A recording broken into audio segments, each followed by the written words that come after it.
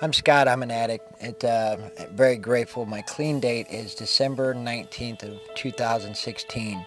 I grew up as an Army brat and, was abused, um, physically abused, and then sexually abused later, and had a lot of abandonment issues, and didn't know where I really fit in.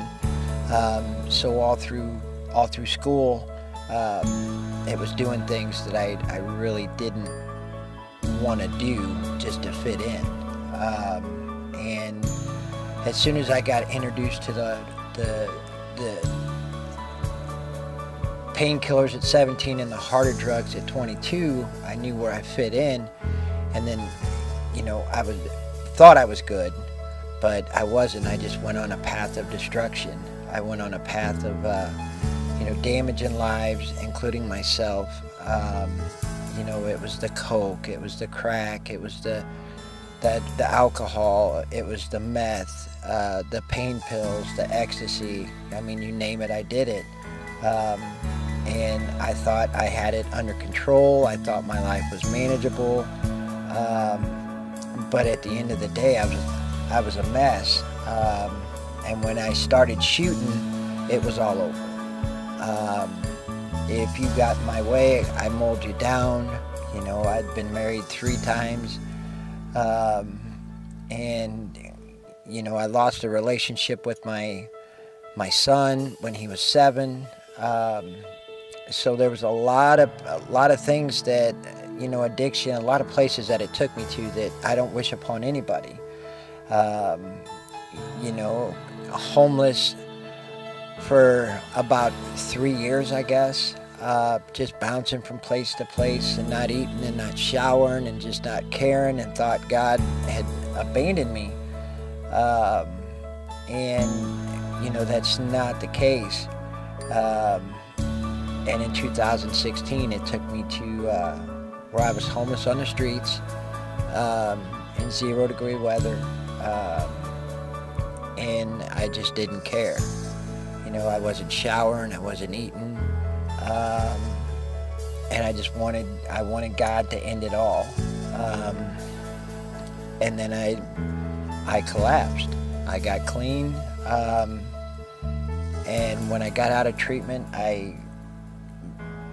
when I was in treatment, I made a decision that it wasn't going to be about me anymore. And I'm doing this because I want to reach more people. I want people to know that, yes, fighting addiction is a bear, and fighting to get clean is a bear. But once you do it, anybody can do it. You put God first. You put your recovery above everything else, and your life can be good. And at the end of the day, it's just about looking in the mirror and being proud of who you are. It's about putting one foot in front of the other, and it's just not picking up. I can sit back and look at all the times where I put a needle in front of a relationship. I put the dope in front of my family. And in 2015, I stole a bunch of money from my mom, and she told me to get out, and she had a brainstem stroke 3 days later and never recovered. And I carried the weight of that for a very, very long time because I blamed myself. And my family still doesn't talk to me almost 5 years later. But I've made my amends by working the steps, working a program, and I'm good with who I am today.